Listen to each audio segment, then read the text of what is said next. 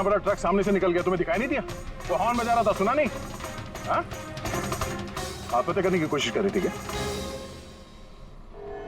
लगता है देख सुन नहीं सकती। फिर ये सड़क पे अकेली क्या कर रही है? कौन कौन है यहाँ पे? आकाश भाई? आप कौन है? तो आप देख सकती हैं? तो आपको मैं और वो ट्रक दिखाई नहीं दिया? कुचल के निकल गया होता वो आपको, अगर मैं आपको नहीं बचाता तो। सॉरी, मुझे सच में दिखाई नहीं दिया। सारिका, सारिका तुम ठीक हो ना? सारिका तुम अकेली कहाँ चली गई थी? तुम्हें कुछ हो जाता तो? मैंने पहले ही कहा था हम प्रॉपर्टी देखने जा रहे हैं, इसे साथ लेके जाने की जरूरत ही नहीं थी, पर मेरी बात कोई मानता ही कहाँ है। सचनी प्लीज बस करो तुम। ये ठीक कह रही है, मैंने खुद देखा। इनके लेफ्ट साइड से इतना बड़ा ट्रक आया, इनको दिखाई नहीं दिया। उसने हॉर्न बजाया, सुना नहीं। कुचल के निकल गया होता ट्रक अगर मैं नहीं होता तो। थैंक यू भाई साहब, थैंक यू वेरी मच। भाई साहब इसे ना सच में ट्रक का आना ना तो दिखाई दिया होगा और ना ही सुनाई दिया होगा। क्या मतलब?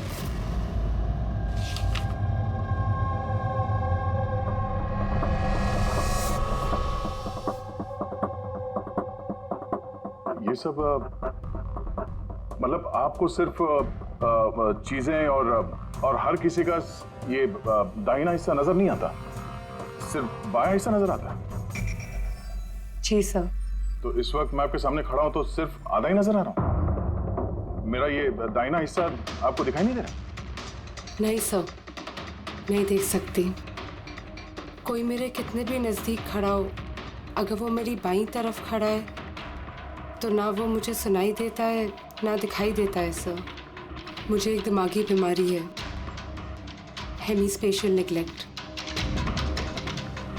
इस बीमारी की वजह से सर मेरा दिमाग लेफ़्ट साइड रजिस्टर नहीं कर पाता सर, सिर्फ राइट साइड समझ में आता है सर उसको। इसीलिए आप ये सब पेंटिंग्स, ये सब लोग सिर्फ राइट साइड देख सकती हूँ सर मैं। तो इस बीमारी का कोई इलाज तो होगा? और आप लोगों ने इन्हें बाहर सड़क पे जाने कैसे दिया? आप लोगों को तो पता था ना इनके साथ क्या हो रहा है, फिर भी कुछ हो जाता तो इनको। सर आप ही बताइए ना, इसे अपना माइंड भी तो यूज करना चाहिए था ना सर। इसे क्या जरूरत थी सड़क पे अकेला जाने की सर? और ये कोई बच्ची थोड़ी ना है जो 24 घंटे इस पर हम नजर रखें। इनफैक्ट हम इसके लिए एक बेबी सिटर अपॉइंट कर लेते जो 24 घंटे इस पर नजर रखेगी। अब ये सब कहने से क्या होगा? हाँ, गलती हमारी है और ये सब तुम लोग मानो या ना मानो पर मैं मानता हूं। Sir I am so sorry sir. Sir ये गलती दोबारा नहीं होगी सर। सारिका मेरी छोटी बहन है, इसका ख्याल रखना मेरी जिम्मेदारी है सर। करेक्ट, आगे से ऐसा बिल्कुल नहीं होगा। और वैसे भी तुम्हारी दवाई का वक्त हो गया है ना, चलो दवाई खाते हैं। सर ये तो बहुत ही खतरनाक बीमारी है। अगर उसके लेफ्ट साइड पे किसी ने उस पर सीधा सीधा हमला भी किया तो भी उसका पता नहीं चलेगा। एग्जैक्टली, इसी बात का मुझे डर है। एक तो ये बीमारी, ऊपर से करोड़ों की जायदाद की अकेली वारिस है वो। सारिका के माँ बाप एक एक्सीडेंट में मारे गए, सारिका बच गई, लेकिन उसे हेमीस्पेशियल नेग्लेक्ट बीमारी हो गई। उसके आसपास उसकी देखरेख करने वाले तो बहुत सारे लोग हैं, पर उनमें से पता नहीं कितने हैं जो ईमानदारी से उसकी भलाई चाहते हैं। क्यों ऐसा क्यों लग रहा है तुम्हें? अभिजीत, उसके वसीयत के मुताबिक सारिका के बाद पूरी जायदाद इन्हीं रिश्तेदारों को मिलने वाली है, और मुझे पहले से ये लोग ठीक नहीं लग रहे हैं। अभी कुछ दिन पहले मैं उसके बर्थडे पार्टी पे गया था। चलो भाई सारिका, केक काटो। भाई 2 मिनट और वेट करते हैं ना, दया सर आते ही होंगे। मैंने उनको भी बुलाया। कम से कम हमें भी बता दिया होता। अरे किसने क्या नहीं बताया भाई। आई एम सो सॉरी, आने में जरा देर हो गई। वैसे many happy returns of the day, happy birthday. I will take it. लो लो। आपसे मैं पहले नहीं मिला। मैं बताती हूँ, ये कृति है। सारिका जैसे पेशेंट्स को संभालने के लिए इन्होंने ट्रेनिंग ली है, और मैंने इन्हें 24 घंटे सारिका के साथ रहने के लिए अपॉइंट किया है। उम्मीद है अब आपको सारिका की फिक्र नहीं होगी। बिल्कुल, और हमें भी उम्मीद है कि कृति के रहते सारिका सेफ रहेगी। एब्सोल्युटली। मेरी गलती है, सिर्फ मेरी गलती है। मुझे उसे उन लोगों के भरोसे छोड़ना नहीं चाहिए था। मार दिया होगा उन लोगों ने उसे। घर आ गया।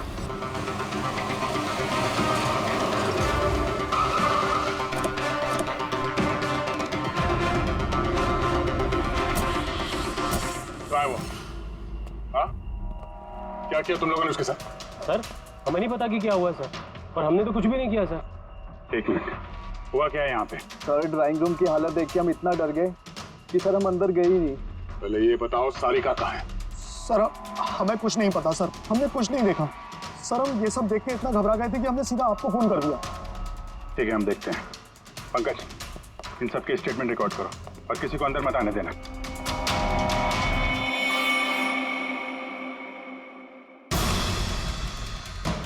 सारिका, सारिका, सारिका! यहाँ तो बहुत हंगामा हुआ है। इतना सारा खून तो एक आदमी का तो नहीं हो सकता।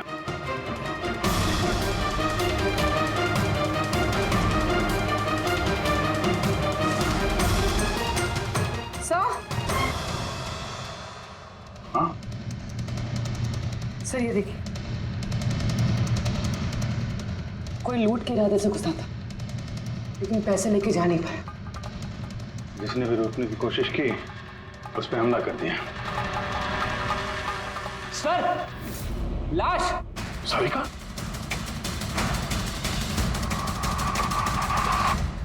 Oh no! हाँ? ये मनाली है तो? आगे से ऐसा बिल्कुल नहीं होगा, और वैसे भी तुम्हारी दवाई का वक्त हो गया है ना। सारिका की छोटी भाभी, जैन की वाइफ। सारिका कहाँ है?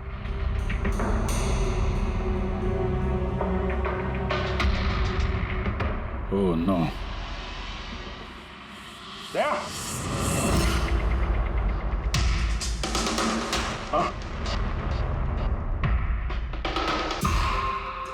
ये कृति है। सारिका जैसे पेशेंट्स को संभालने के लिए इन्होंने ट्रेनिंग ली। ये तो कृति है। कृति? हाँ? कृति, सर पल्स चल रही, जिंदा है। ये सारिका के कमरे के बाहर? सारिका! सारिका? रेडी? जल्दी से एम्बुलेंस का इंतजाम करो, इसको हॉस्पिटल भेजना होगा। सारिका! सारिका?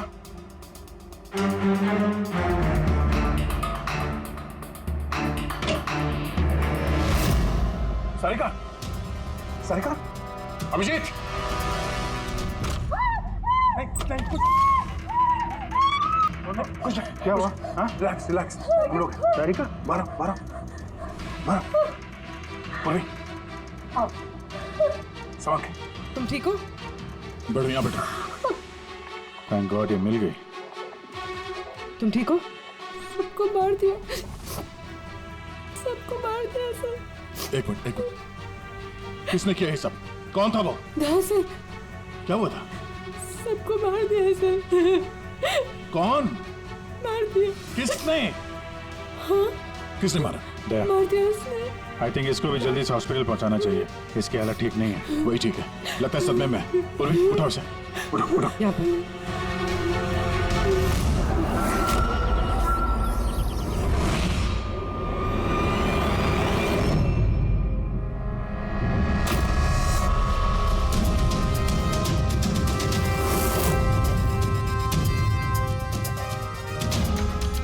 सर आप मुझे घर के अंदर क्यों नहीं जाने दे रहे सर मेरी बीवी का खून हुआ है सर प्लीज मैं उसे देखना चाहता हूँ सर एक बार। मिस्टर जयंत, आपकी पत्नी की मौत का हमें बहुत दुख है, लेकिन हम आप लोगों को अंदर जाने नहीं दे सकते।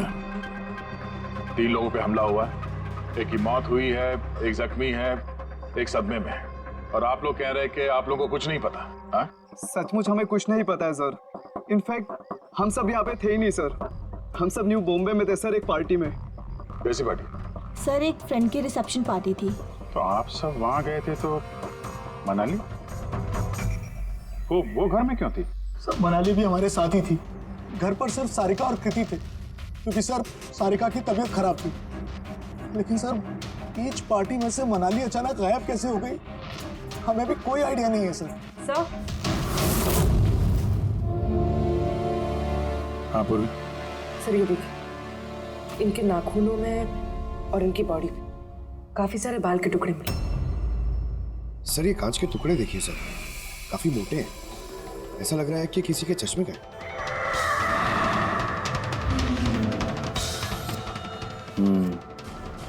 चश्मे का ही लग रहा है। रख लो संभाल के। ये घसीटने के निशान के साथ खून की बूंदें।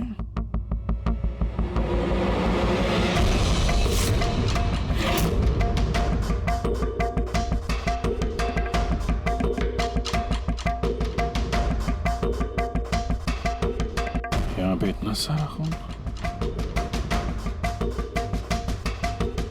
मतलब यहाँ आके खड़ा हुआ और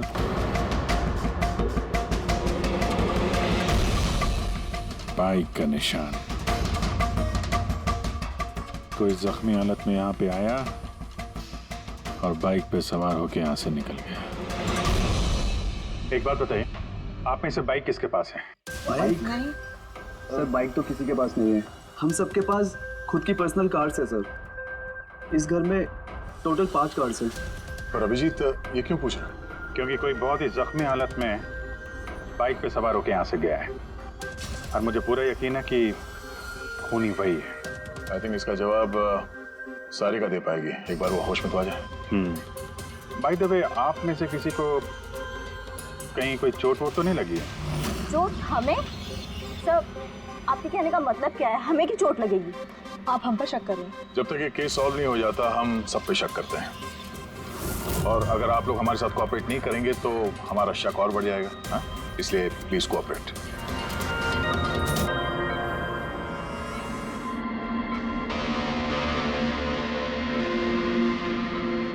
सारिका,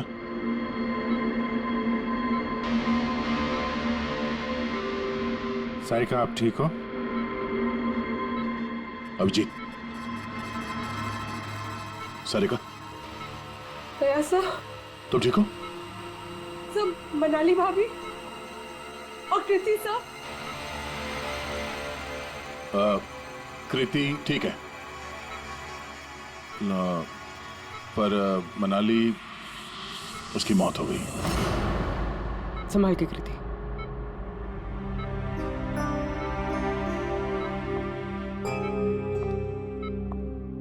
कृति, कृति, तुम ठीक हो ना? I'm so glad you're okay. Thank God तुम ठीक हो।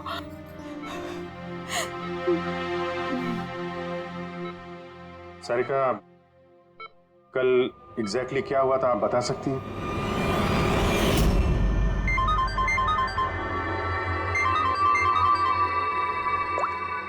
हेलो,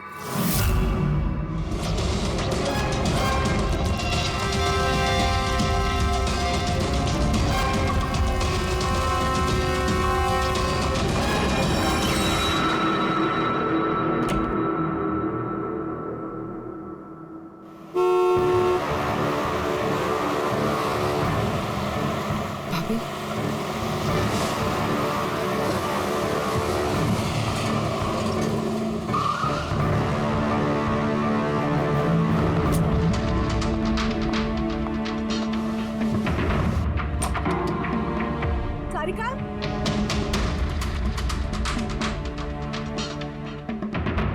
सारिका, सारिका कहाँ हो? भाभी, सारिका, सारिका,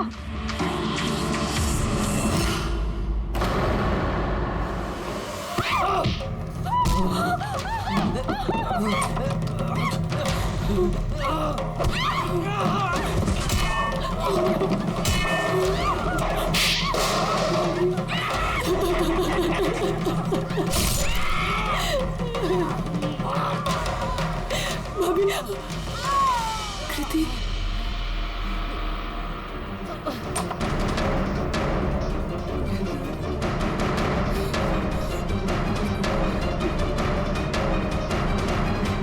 कृति, कृति, कृति। तो तुमने इनका दरवाजा खटखटाया, तो कृति आपने क्या देखा? आप पे हमला कैसे हुआ? सारिका के जोर जोर से चिल्लाने की आवाजें आई। मैं तुरंत कमरे से बाहर गई। सारिका, ये सब कैसे? कृति, कृति, सारिका तुम ठीक तो हो? कृति, मैं कमरे में हूँ कृति, कमरे में। Okay okay okay Sarika, you don't worry, I am coming. Kriti संभल के, वो खूनी अभी घर में ही है। खूनी? सारिका, तुमने उसको देखा जिसने कृति पे हमला किया था? जी सर, मैंने देखा था। सारिका, सारिका, कृति, कृति, सारिका, उस वक्त वहां पे जो कुछ भी तुमने देखा उसे तुम एक पेपर पे ड्रॉ कर सकती हो? जी सर। जब मैंने उसे मनाली भाभी के पीछे देखा सर, तो घर में बहुत अंधेरा था। मुझे सिर्फ उसके चेहरे की एक झलक दिखाई दी। जब मैंने उसे फिर से देखा तो मुझे सिर्फ हाथ दिखाई दिया। कृति मेरी तरफ आ रही थी और उसके पीछे से एक हाथ आया। उस हाथ ने उस पर हमला किया। उसने रेनकोट पहना हुआ था और ग्लव्स और एक बड़ी सी चमकीली सी घड़ी। ये बिल्कुल वैसा हूबहू है जैसा मुझे दिखाई दिया।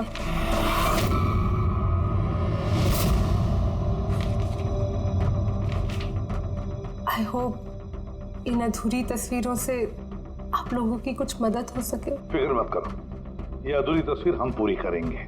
फ्रेडी, मनोहर के पास स्केचेस लेकर जाओ और उसे कहो कि ये स्केच पूरा करें। Sarika, thank you so much. आप जा सकती हैं, थक गई होंगी। चलो सारिका।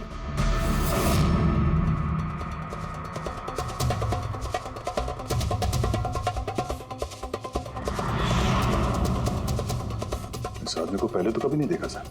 हो सकता है सिर्फ इसी काम के लिए हायर किया गया। और ऐन वक्त आके मनाली ने इसका खेल बिगाड़ दिया।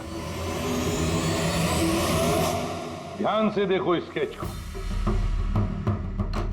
ये उस आदमी का स्केच है जिसने मनाली का खून किया। क्या आपने इसे कभी देखा है? मुझे समझ नहीं आ रहा कि हम पे शक क्यों किया जा रहा है। एग्जैक्टली, हम सब सारिका के अपने हैं और अगर आज हम अपना बिजनेस वगैरह छोड़कर यहाँ आए हैं तो सिर्फ सारिका के लिए। और आपको लगता है कि हम उसे मारना चाहते हैं?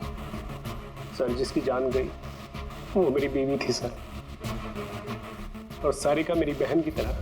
सर, मैं बहुत छोटा सा था जब मेरे मॉम डैड गुजर गए थे। मुझे सारिका के मॉम डैड ने ही पाल पोस कर बड़ा किया है सर। मैं आज जो कुछ भी हूँ सिर्फ उन दोनों की वजह से हूँ। और सर, मैं सारिका को अपनी जान से भी ज्यादा प्यार करता हूँ। एग्जैक्टली, एक तो हमने उसके लिए नर्स भी रखी और आप सब लोग हम ही पे शक कर रहे हैं। हाँ, शक कर रहे हैं तुम सब पे। मैंने अपनी आंखों से देखा कितना लगाव है आप लोगों को उससे। आप सब लोग अच्छी तरह से जानते हैं अगर उस बेचारे को कुछ हुआ तो उसकी अरबों की जायदाद तुम सब लोगों के हिस्से बटेगी।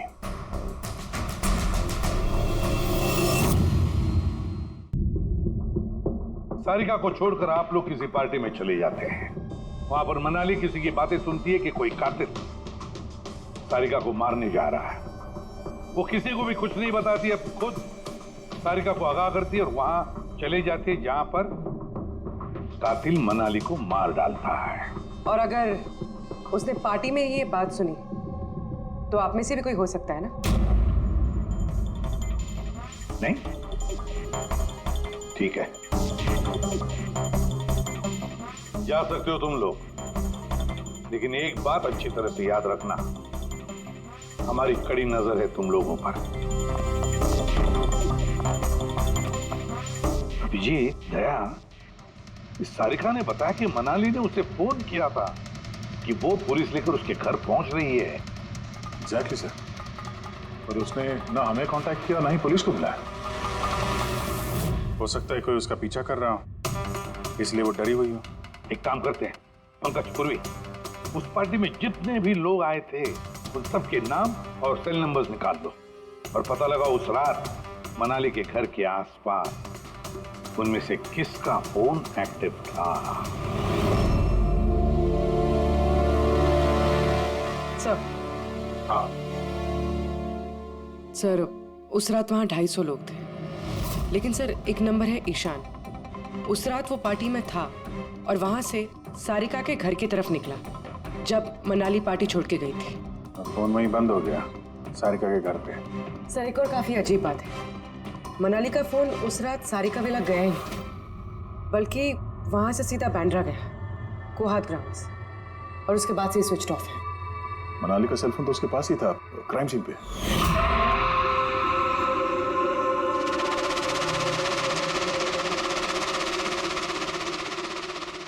Switch off? कहीं ऐसा तो नहीं कि जो फोन हमें मिला वो ईशान का ही हो, गलती से गिर गया वहां पे? मतलब ईशान उस रात सारिका विला आया था। बुलाओ इस ईशान को ब्यूरो में। सर आखिर मैंने किया क्या है, मुझे यहाँ क्यों बुलाया है? ईशान जरा अपना चश्मा उतारेंगे? चश्मा? सर ये तो विदाउट नंबर का चश्मा है, इसे मैं रेगुलर नहीं पहनता हूँ। डॉक्टर सालुंकी के पास ले जाओ इसे। सर आखिर मुझे बताइए मैंने किया क्या है? हमने आपको यहाँ मनाली के मर्डर के सिलसिले में बुलाया है। क्राइम सीन पे हमें चश्मे का टूटा हुआ कांच मिला, आपके चश्मे को उस कांच से मैच करके देखेंगे। लेकिन सर मैं तो उस जगह पर गया ही नहीं था। अगर तुम वहां गए नहीं तो फिर तुम्हारा फोन सारिका विला में क्या कर रहा था? और मनाली का फोन तुम्हारे घर में, बांद्रा में, कोहात में कैसे? वो सर पार्टी में हमारे फोन एक्सचेंज हो गए थे, क्योंकि हमारे फोन एक जैसे थे। क्या बात है मनाली जी, आप कुछ परेशान लग रही हो? परेशान मैं नहीं तो वो एक्चुअली मैं जयंत और आकाश भैया को ढूंढ रही थी। आपने उन्हें कहीं देखा क्या? हाँ वो दोनों अंदर ही होंगे। अब हाँ वो क्या है ना, वो ये सब डिस्को लाइट्स और इतने शोर शराबे में मुझे कुछ समझ में नहीं आ रहा है। आप प्लीज उन्हें ढूंढने में मेरी हेल्प कर देंगे? मैं उनको अंदर से आपके पास भेजता हूँ।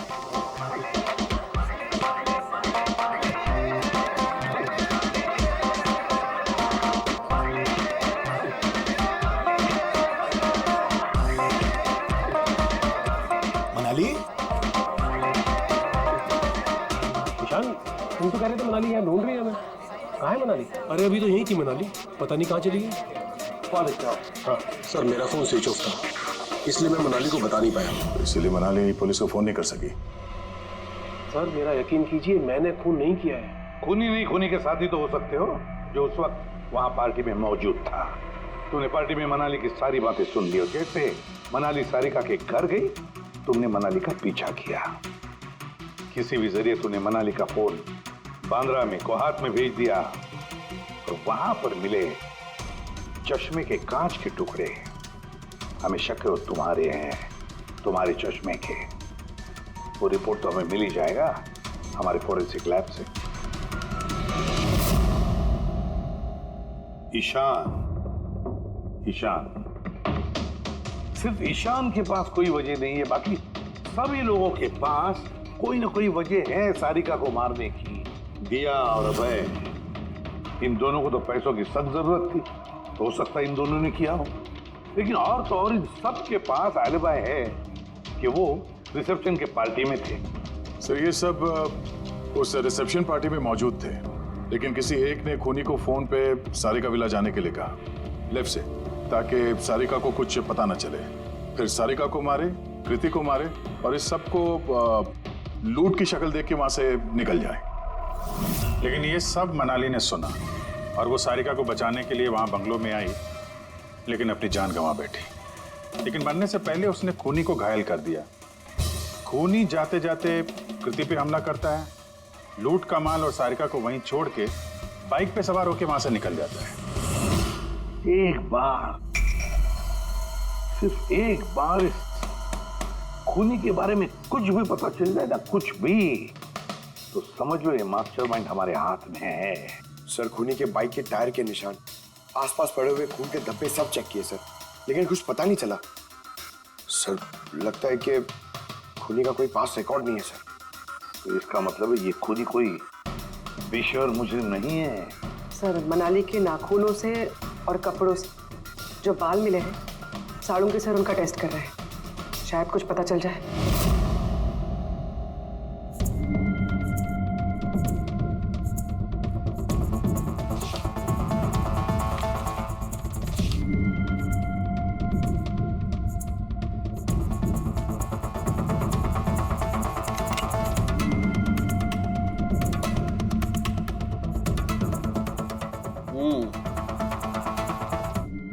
मेरा अंदाजा एकदम ठीक था।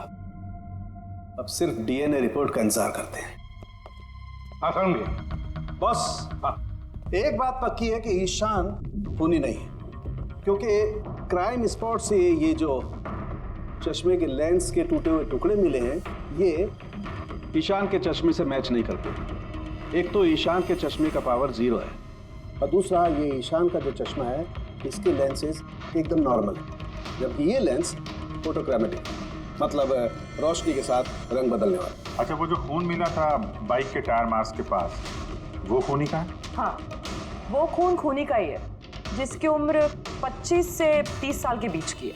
और मनाली के नाखून में जो बाल मिला था वो तो खूनी का ही है। हाँ दे बस, हाथापाई के दौरान बाल जड़ से उखड़ जाते हैं, जबकि ये जो बाल हैं ये उखड़े नहीं हैं, ये काटे गए। और ये देखिए स्क्रीन पे जितने भी बाल हैं सब अलग अलग तरीके के। कोई बाल सीधे हैं, कोई घुंघराले हैं, और इनके कलर्स देखो, हर बाल का कलर अलग अलग है। कोई काला है, कोई ब्राउन है, कोई डार्क ब्राउन है, और कोई गोल्डन भी है। ये बाल किसी एक आदमी के हो ही नहीं सकते। अलग अलग लोगों के बाल? हाँ दे, इन बालों में हमें अलग अलग किस्म के केमिकल्स भी मिले, जैसे कि केराटिन, सिस्टाइन और भी बहुत कुछ। मुझे नहीं लगता है कि ये बाल किसी एक ही आदमी के सर के बाल। Hello, oh good, very good, thank you very much, good news, bye. DNA test की रिपोर्ट ये भी इस बात को कंफर्म करती है कि ये जो बाल हैं ये किसी एक इंसान के बाल नहीं है।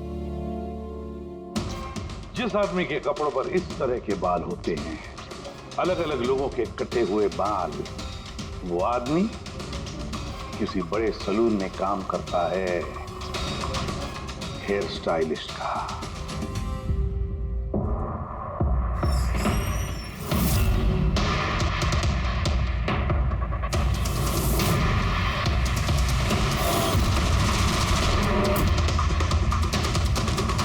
सर ये तो विमल है, हमारे स्पा का स्टार हेयर स्टाइलिश।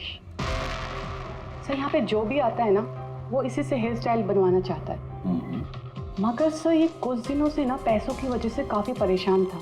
इसे जुआ खेलने की बहुत ही बुरी लत थी। मगर सर ये खून कर सकता है, ये तो मैंने कभी सोचा भी नहीं था। फिर इस वक्त कहाँ होगा ये? सर इस वक्त कहाँ मिलेगा ये मुझे नहीं पता, मगर ये 2-3 दिन से आ भी नहीं रहा है यहाँ, और ना ही ये हमारा फोन उठा रहा है। सर आप इसको फोन नंबर और एड्रेस दीजिए ना। जी सर, मैं लेके आती हूँ।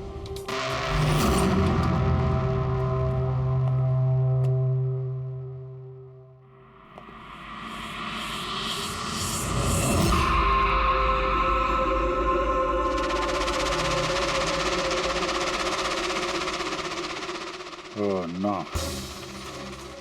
ये तो गया। जहर खाया इसने। ये आँख की चोट और ये कंधे पे भी नाखून के निशान है, तो वही जिसने मनाली का खून किया है। देखो कुछ मिलता है क्या?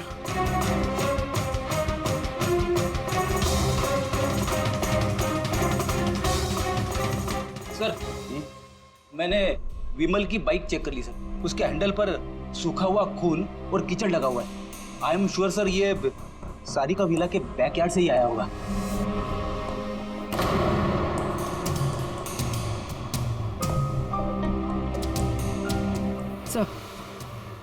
सर ये टूटा हुआ चश्मा और ये रेनकोट मिला है। रेनकोट पे खून लगा हुआ है।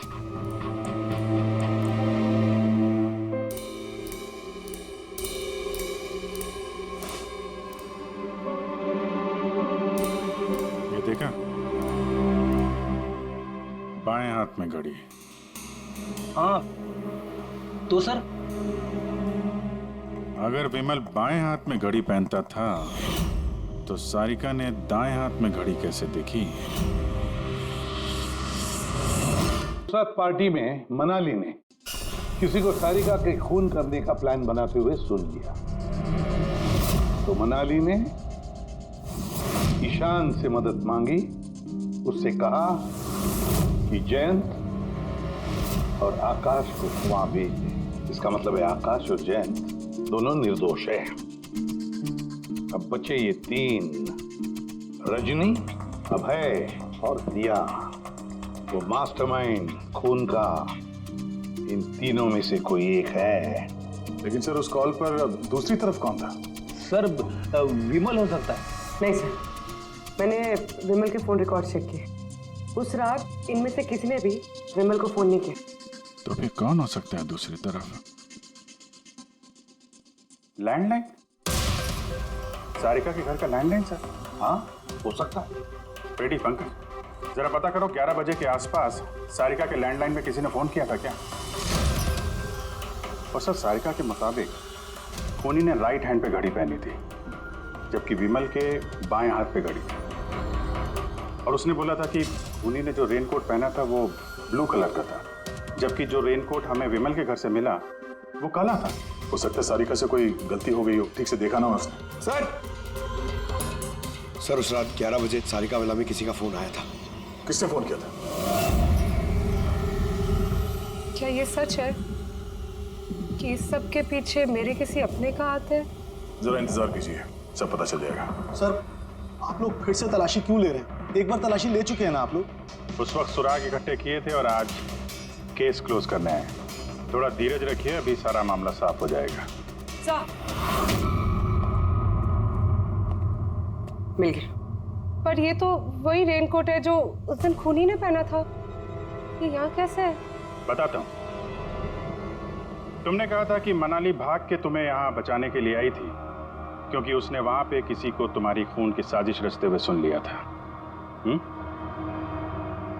लेकिन वो खूनी नहीं था, वो इंसान था जिसने ये पूरा प्लान बनाया था।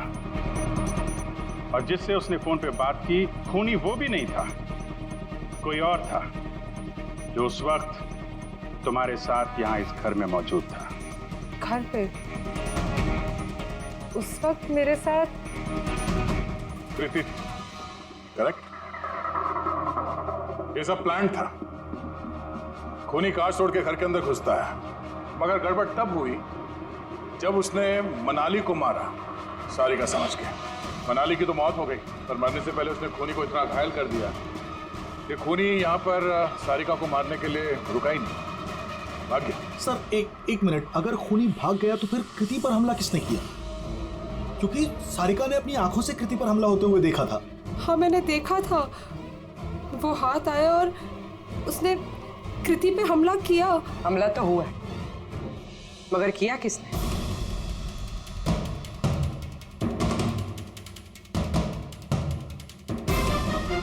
आप सब लोग मुझे इस तरह क्यों देख रहे हैं? इसका जवाब तो तुम ही दे सकते हो कृति। सारिका रात 10:30 बजे सो चुकी थी और मनाली ने किसी को फोन पे बात करते सुना रात 11:10 पे, और वो फोन यहाँ इस घर की लैंडलाइन पे आया था। किसने रिसीव किया था वो कॉल? अगर हम ये मान भी ले कि विमल ने तुम पे हमला किया, तो फिर उसने तुम्हें जिंदा क्यों छोड़ा? उसने मनाली को इतनी बुरी तरह से मारा और तुम्हें बस ये एक चोट? क्यों? उसने सारिका को क्यों नहीं मारा और वो लूटे हुए पैसे को छोड़ के भागा क्यों? और सबसे बड़ा सवाल, सारिका ने खूनी को ये ब्लू कलर का जैकेट पहने हुए कैसे देखा? कैसे देखा वो घड़ी जो विमल लेफ्ट हैंड पे पहनता था, राइट हैंड पे नहीं? विमल के रेनकोट का कलर ब्लैक था, ब्लैक।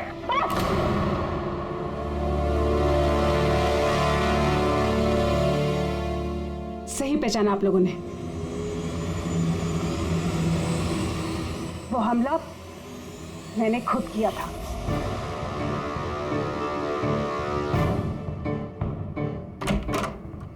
सारिका, सारिका कहाँ हो? मनाली यहाँ इस वक्त?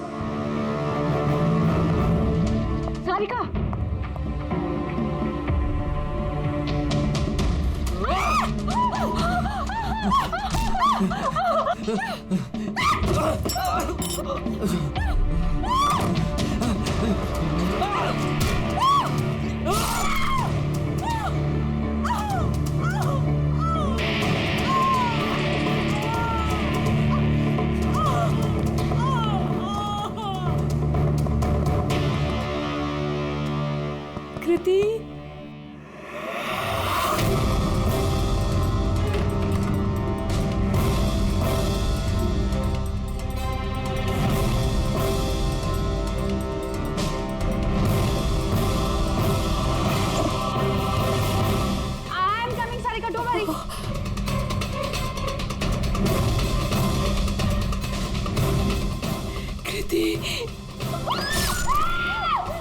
नहीं चाहती थी कि किसी को मुझ पे शक हो।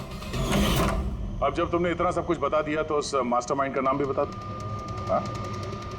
अगर तुम कहो तो उसका नाम मैं बता दूं, जिसने मनाली की जान ली और सारिका की जान ले सकता था। क्यों रजनी जी, आपको पता है हम किसकी बात कर रहे हैं? रजनी तो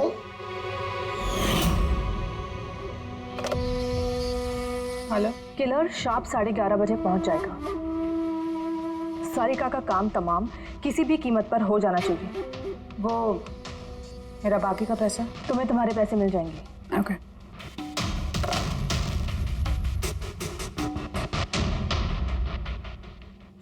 रजनी, तो तुम्हारी वजह से मैंने अपनी बीवी को। मुझे पैसों की जरूरत थी। सारिका की बेबी सिटिंग करते करते मैं थक चुकी थी, और ये सब तुम्हारी वजह से था आकाश। तुम्हारी वजह से हम सब सारिका की आया बने हुए थे। मुझे अपनी जिंदगी जीनी थी पहले की तरह, इसलिए मैंने प्लान किया और कृति को वहां से घर ले आई। पार्टी में जाना भी पहले से ही तय था, ताकि मुझे वक्त मिल सके प्लान करने का। सब कुछ अच्छा चल रहा था, बस विमल के मामले में थोड़ी सी गलती हो गई, वरना इतना सब कुछ होने के बाद भी तुम लोगों को जरा भी पछतावा नहीं, बल्कि अपने शातिर दिमाग पे घमंड है। बहुत टाइम मिलेगा तुम्हें अपने प्लान में गलतियां ढूंढने का, क्योंकि अब बची हुई जिंदगी तुम लोगों को जेल के सलाखों के पीछे ही काटनी होगी।